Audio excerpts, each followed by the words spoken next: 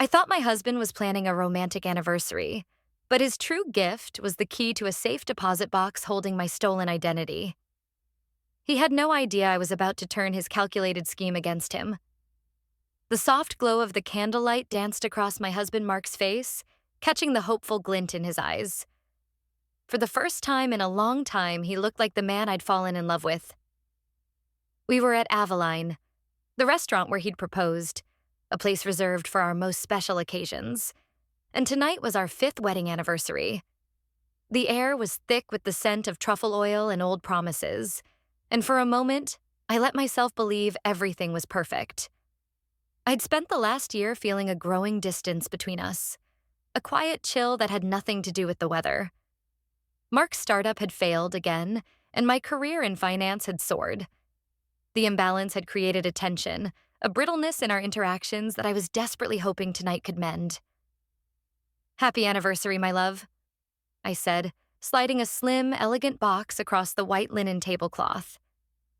Inside was the vintage timepiece he'd been admiring for months, a classic symbol of success and permanence.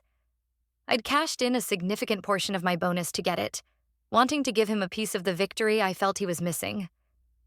His face lit up as he opened it, a genuine, unforced smile that reached his eyes. "Clara, this is, wow. You shouldn't have." He strapped it to his wrist, admiring the way the light caught the polished steel. "It's incredible. Thank you." He leaned across the table and kissed me. A real kiss, full of warmth. My heart swelled with relief. Maybe this was it. Maybe this was the turning point. "I have something for you too," he said, his smile turning a little coy. He reached into the inner pocket of his jacket. I felt a flutter of anticipation. Maybe it was a surprise trip, a weekend away to reconnect, or perhaps a piece of jewelry, something small and thoughtful. He was never great with gifts, often leaning on his mother, Brenda, for ideas, which usually resulted in a kitchen gadget I didn't need or a gift certificate to a store I hated. But tonight felt different. He was trying. He pulled out a thick, folded sheaf of papers, not a small velvet box. My brow furrowed in confusion. It looked like a business document. He smoothed it out on the table with a flourish, his chest puffed out with pride. "This," he announced, "is for us, for our future." I picked it up, my fingers tracing the logo at the top. Brenda's Home Renovation and Remodeling. My blood ran cold. It was an estimate. A multi-page itemized estimate for a complete gut job. I scanned the lines, my eyes widening in horror. New gourmet kitchen with granite countertops and custom cabinetry, $45,000. Master bathroom spa conversion with walk-in shower and heated floors, $28,000. Complete roof replacement, $19,000. Landscaping, new flooring, a sunroom addition. The list went on and on. I flipped to the last page, my heart hammering against my ribs. The grand total, printed in bold, unforgiving numbers, was $157,000. I looked up at him, completely bewildered. A nervous laugh escaped my lips. "Mark, what is this? Is this some kind of joke? A sample of a project you're thinking of starting?" He shook his head, his smile unwavering. "No joke, honey. It's for my mom. Her house has been falling apart for years, you know that. I decided it was time we did something about it. A real gift from her son and her wonderful daughter-in-law." The use of the word "we" hung in the air like a foul odor. I chose my words carefully. "Mark, this is incredibly generous of you. But $157,000? We can't afford that. Your mother knows we're saving for a down payment on our own house." His smile tightened ever so slightly at the edges. He took a sip of his wine, placing the glass down with a deliberate click. "That's the beauty of it, Clara. The anniversary surprise." He leaned forward, his voice dropping to a conspiratorial whisper, as if he were letting me in on a wonderful secret. "We don't have to worry about it. You can cover it." I stared at him, sure I had misheard. "What? What did you just say? Your bonus this year was huge, right? I overheard you on the phone with your dad. This amount? He tapped the obscene total on the paper with his finger. Is just a drop in the bucket for you. Think of how happy this will make her. She deserves it. And it's the perfect way for you to finally show her you're really part of the family. The implication hit me like a physical blow. That after 5 years of marriage, of hosting every holiday, of biting my tongue through every passive-aggressive comment she made about my cooking or my career, I still hadn't proven myself. And the only way to do it was by liquidating my hard-earned savings to fund her dream home. The romantic dinner, the kiss, the watch, it was all a performance, a preamble to this ambush. Absolutely not, I said, my voice low and shaking with a fury I could barely contain. That is my money, Mark. Money I worked for our future, not for your mother's sunroom. He sighed, a long, theatrical sound of a man burdened by his wife's selfishness. He looked at me, his expression shifting from hopeful husband to disappointed parent. I was afraid you'd be like this. So short-sighted. He took another document from his jacket, this one a single page, and slid it across the table. It was a signed contract. His signature was at the bottom, next to a line designated for mine. It's a bit late for absolutely not, Clara. I already told her you agreed. In fact, I paid the initial $10,000 deposit this morning. I used your emergency credit card. The words hit the air between us and seemed to suck all the oxygen out of the room. My emergency credit card? I whispered, the sound raw and disbelieving. That card was for a true crisis, a medical emergency, a sudden flight home for a family tragedy, not a down payment on a vanity project for his mother. The violation was so profound, so intimate, it felt like he'd reached into my chest and stolen something vital. The romantic ambiance of the restaurant curdled around me, the candlelight now seeming sinister, the muted chatter of other diners an insulting reminder of a normal world I no longer inhabited. It is an emergency, Mark said, his voice taking on a patronizing tone as if explaining a simple concept to a child. Mom's furnace is on its last legs. The roof leaks every time it rains. What if something happened to her? I'm just being a proactive, caring son. I thought you, of all people, would understand that. You used my card, without my permission. You committed fraud, Mark, for $10,000. My voice was dangerously calm. The initial shock was hardening into a cold, diamond-hard rage. I slowly began to gather my things. My purse, my coat from the back of the chair. The anniversary dinner was over. The marriage might be too. Don't be so dramatic, Clara, he hissed, his eyes darting around to see if anyone was listening. It's our money. What's yours is mine, remember? For richer or for poorer. Well, right now you're the richer one. It's your turn to step up. This is what a partnership looks like. A partnership? I almost laughed. A partnership is about shared goals, Mark. Shared decisions. Not one person unilaterally deciding to spend $157,000 of the other's money and then stealing from them to kick it off. This isn't a partnership. It's a heist. And you're using your mother as the getaway driver. I stood up, pushing my chair back with a quiet scrape that sounded like a scream in the tense silence between us. I'm going home. We will talk about this later. No, you're not going anywhere, he said, grabbing my wrist. His grip was surprisingly tight. You're going to sit down, and we are going to finish this anniversary dinner. You are not going to embarrass me. I looked down at his hand on my arm, then back up at his face. The man I thought I knew was gone, replaced by this desperate, entitled stranger. Take your hand off me, Mark. Now. My tone left no room for argument. He flinched as if I'd slapped him and let go. I turned and walked away, not looking back, leaving him sitting there with his mother's fraudulent contract and my half-eaten sea bass. The drive home was a blur of traffic lights and tears I refused to let fall. Every memory of our 5 years together was now suspect, tainted by this new reality. Was he always like this? Had I just been too blind, too in love to see it? Had he and Brenda been planning this for months, waiting for my bonus to hit? The thought made me sick to my stomach. This wasn't just a misstep or a terrible judgment call. This was a calculated, premeditated act of financial betrayal. He didn't see me as his wife, his partner. He saw me as a bank, a solution to his own feelings of inadequacy and a way to finally buy his mother's approval. When I pulled into our parking garage, I saw his car was already there. He must have left right after me. I steeled myself for another fight, another round of justifications and manipulations. I took a deep breath, unlocked the door to our apartment, and stepped inside, ready for battle. But the scene that greeted me was worse than any argument I could have imagined. The lights were on, and sitting on our cream-colored sofa right next to Mark was Brenda. Her face was alight with a triumphant, greedy smile.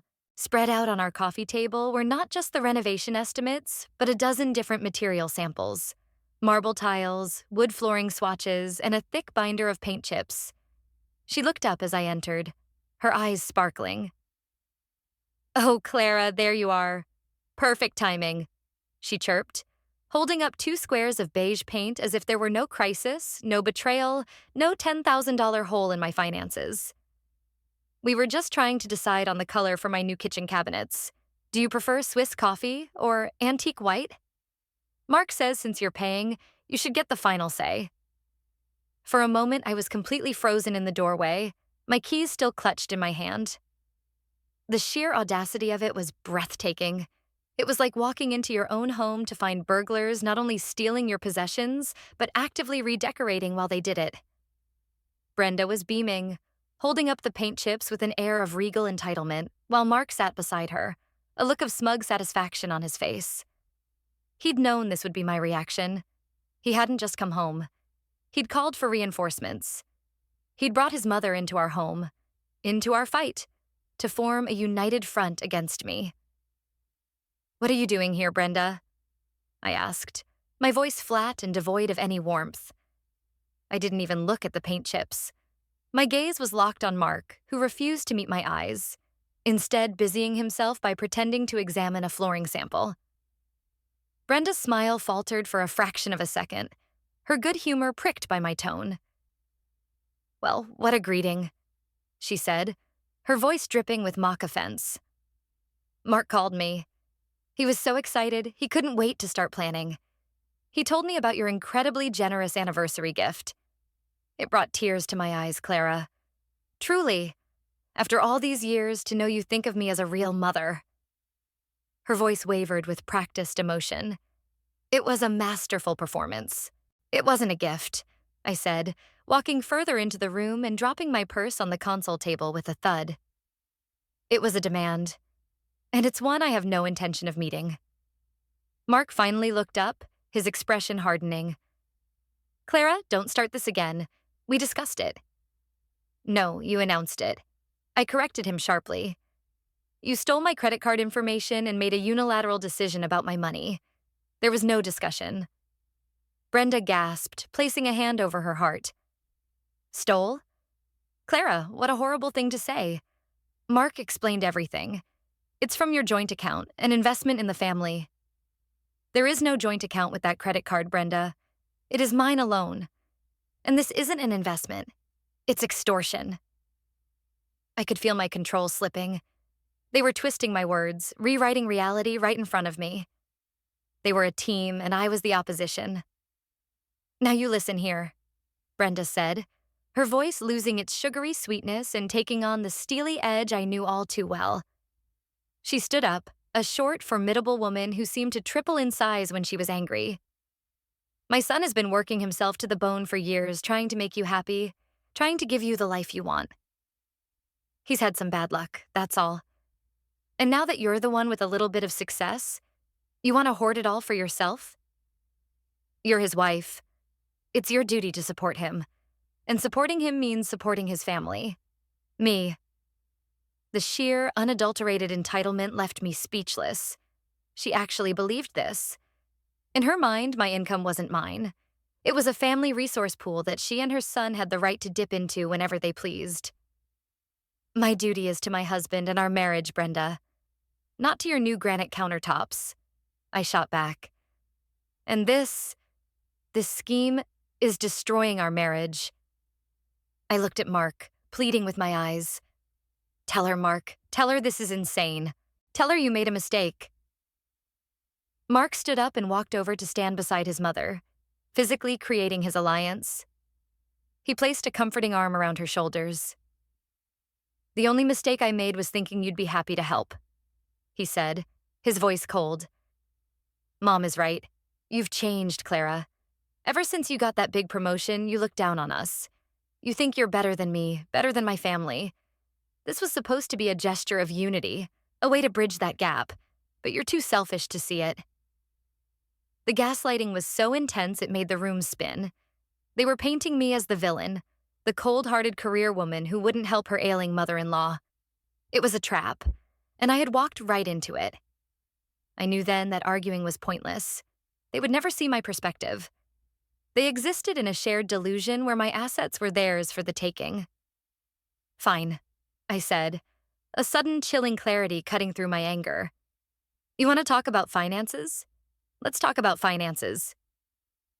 I walked over to my desk in the corner of the living room, unlocked a drawer, and pulled out a file folder. It was where I kept all our important documents. I calmly walked back to the coffee table, right past a gaping Brenda and a confused Mark. I didn't stop there. I went to the front door, opened it, and placed the folder just outside in the hallway. Then I turned back to face them. You have 5 minutes to leave my apartment, I said, my voice as steady as stone. Mark laughed, a short, sharp, disbelieving sound. Your apartment? Clara, we live here together. You're being hysterical.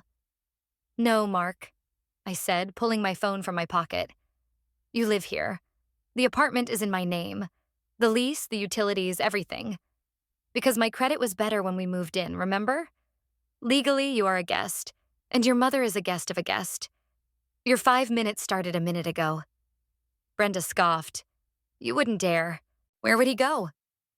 I don't care, I said, looking directly at my husband. But I am done. I am done being a walking ATM. I am done being made to feel guilty for my own success. I want you both out of here. Now. Mark's face contorted with rage. He saw I wasn't bluffing. This wasn't a negotiation anymore. You're making a huge mistake, Clara. You'll regret this. The only thing I regret is not seeing this sooner, I replied.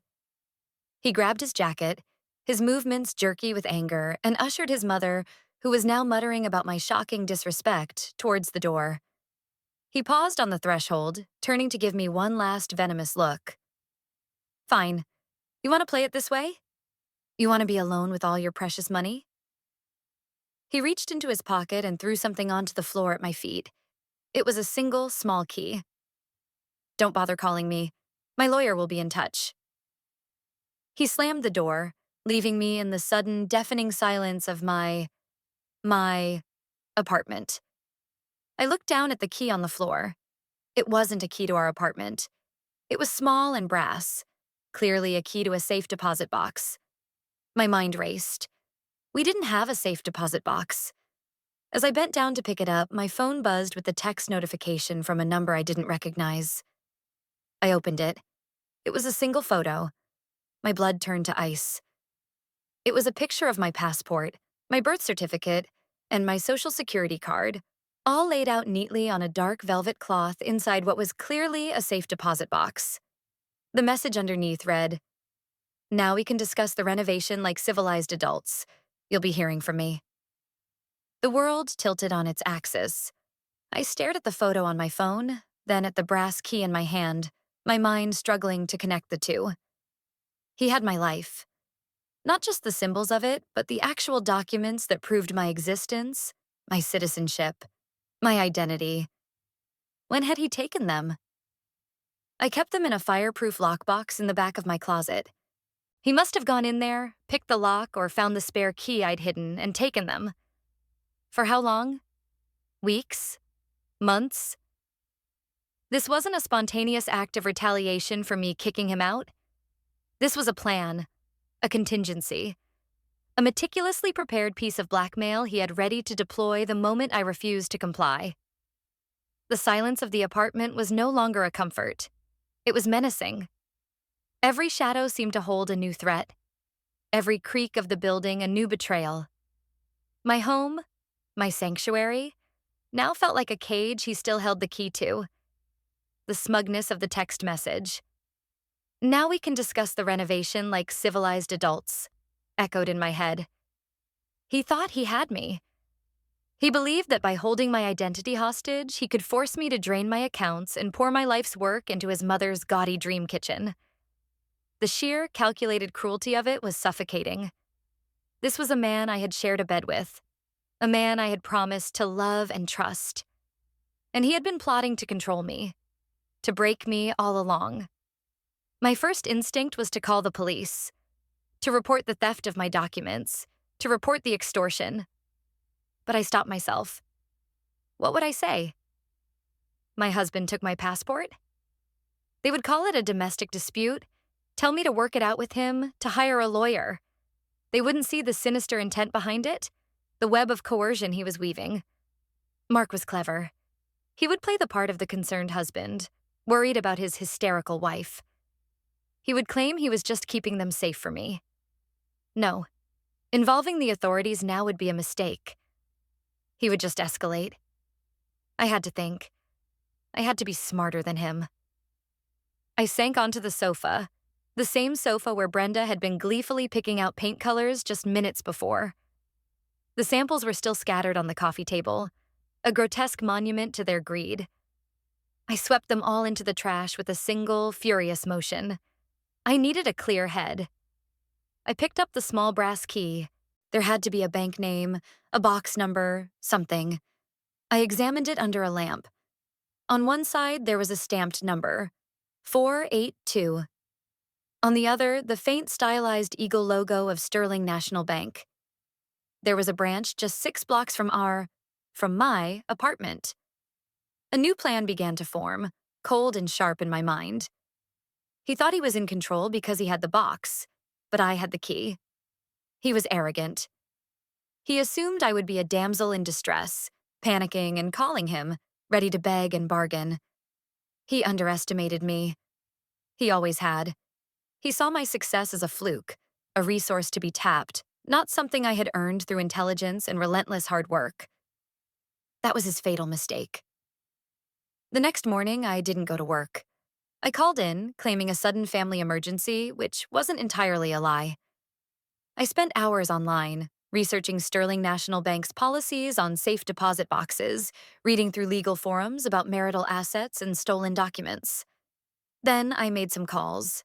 First, to my parents, giving them a heavily sanitized version of events, that Mark and I were separating and that things were complicated. I asked them to overnight me a copy of my birth certificate that they kept in their records, just in case. They were worried, of course, but they didn't push. My second call was to a man named David Chen. David was a colleague I'd worked with a few years back on a particularly nasty corporate restructuring case. He had since left the finance world to open his own private investigation and security firm. He was discreet, brilliant, and owed me a favor. "Clara," he said, his voice calm and professional. "It's been a while. Everything okay?" "Not exactly, David," I said, and proceeded to tell him everything. The failed startups, the growing resentment, the anniversary dinner ambush, the stolen credit card, his mother's involvement, and finally, the safe deposit box and the blackmail. I left nothing out. When I was done, there was a long pause on the other end of the line. "Wow," David said finally. He didn't just cross a line, he blew it up with dynamite. "This is premeditated, Clara. Classic financial abuse and coercion. He's trying to establish a pattern of control to drain you. We need to move fast before he figures out you're not going to play his game." "What do I do?" I asked, the relief of having an ally making my voice crack. "First, cancel that credit card immediately. Report it stolen. Don't mention Mark's name, just say you lost your wallet. Second, go to the bank. You have the key. You'll need ID to access the box, but a driver's license should suffice. He's counting on you not knowing that. He probably thinks only he can get in because he set up the account. Get your documents back. But here's the most important part, Clara. Do not just take your things and leave. What do you mean? I mean, we're going to set a trap, David said, and I could practically hear the gears turning in his sharp mind. He wants to play games? We'll play them better. When you go to the bank, you're not just going to retrieve your documents. You're going to leave something for him in return. A little anniversary gift of your own. Following David's instructions felt like gearing up for battle. The fear and panic I'd felt the night before had been forged into a cold, hard resolve. I wasn't a victim in his play. I was his opponent. I spent the rest of the day gathering what I needed, my movements precise and deliberate. I canceled the compromised credit card, reporting it as lost. I changed the locks on my apartment door. I packed a small bag with all of Mark's remaining personal effects. His clothes, his laptop, the expensive watch I'd so naively given him, and put it in the storage locker in the building's basement. Then, I prepared David's anniversary gift. The next morning, I walked into the downtown branch of Sterling National Bank, the brass key feeling heavy and significant in my palm. My heart hammered against my ribs, but my face was a mask of calm confidence. I approached the service desk, presented my driver's license, and requested access to Box 482. The attendant checked my ID, confirmed I was listed as having access. Mark's arrogance was truly his Achilles heel. He had put my name on the account to make it seem legitimate, never dreaming I'd get the key, and led me into the vault. The silence of the vault was absolute. The attendant used his key, then mine, and pulled out the long metal box. He placed it on a table in a private viewing room and left, closing the door behind him. For a moment, I just stared at the box. Inside was the proof of my identity, held captive by the man I'd promised to spend my life with. I took a deep breath and lifted the lid. There they were, just like in the picture. My passport, my birth certificate, my social security card. Tucked underneath them was a small, leather-bound journal, my personal journal, which I thought I had lost months ago. The violation was even deeper than I'd imagined. He had been reading my private thoughts. I carefully removed my documents and the journal, placing them in my purse. Then, I took out the manila envelope I had brought with me. Inside was David's carefully curated package. First, I placed the new renovation estimate inside the box. It wasn't for Brenda's house. It was a printout of a one-way, first-class plane ticket to a remote island with no extradition treaty, booked in my name for the following week. Next to it, I placed a series of printouts from my bank accounts, which I had, with the bank manager's help that morning, retitled and restructured into a series of complex trusts. On paper, it looked as if the majority of my liquid assets had vanished overnight, transferred to an offshore holding company. Finally, at the very top, I placed a crisp, new $100 bill. Tucked under it was a single, glossy photograph. It was a picture of me and David, taken that morning outside his office building. We were shaking hands, smiling, looking for all the world like a client and her new, very capable representative. On the back, I had written a simple message. Happy anniversary. I believe you've met my lawyer. He'll be in touch about the divorce proceedings and the $10,000 you owe me. The rest is non-negotiable. I closed the lid, slid the box back into its slot, and walked out of the bank feeling lighter than I had in years. The trap was set. Now, all I had to do was wait for the rat to take the bait. I didn't have to wait long. 2 days later, my phone rang. It was Mark. His voice was a frantic, high-pitched squeal I'd never heard before. Clara, what did you do? What did you do with the money? The bank accounts are empty. Where are you going? I let the silence hang in the air for a moment, savoring his panic. I have no idea what you're talking about, Mark, I said, my voice as cool as ice. But I assume you received my gift? Your lawyer? What lawyer? That guy in the picture? You can't do this. That money is ours. Half of that is mine, he shrieked. Actually, it isn't, I said calmly, reciting the lines David had coached me on. The majority of that bonus was earned and paid out after the date I consider our official separation. The night you committed fraud using my credit card. My legal team is quite confident it will be considered separate property. As for the pre-separation assets, I'm sure we can come to an arrangement after you've repaid the $10,000 you stole, of course. There was a sputtering on the other end of the line. You, you can't. Mom is waiting. The contractors are starting next week. Then I suggest you and your mother find a more affordable contractor, I said, because my financial support for your family has been, as they say, permanently renovated. Goodbye, Mark. I hung up before he could respond and immediately blocked his number. The aftermath was messy, but swift. David's firm handled everything. Mark, faced with a potential fraud charge and the reality that my money was now legally untouchable, crumbled. His threats evaporated. He signed the divorce papers without a fight, agreeing to a payment plan for the $10,000 in exchange for me not pressing charges. Brenda, I heard through the grapevine, was apoplectic. Her dream home was gone, and her golden goose of a daughter-in-law had flown the coop. The last I heard, she and Mark weren't speaking, each blaming the other for the spectacular failure of their scheme. A year later, I was sitting on the balcony of my new apartment, a place that was truly and completely mine. The city lights glittered below, and the air was filled with promise. I had my identity back, both on paper and in spirit. I had learned a brutal lesson about trust and greed, but I had emerged stronger, wiser, and unwilling to ever let anyone else define my worth. The key to that safe deposit box was no longer a symbol of my captivity, but of my liberation. It sat on my desk in a small glass box, a reminder that sometimes the most elaborate cages have the simplest locks, and that the person holding the key is the only one with the power to walk away.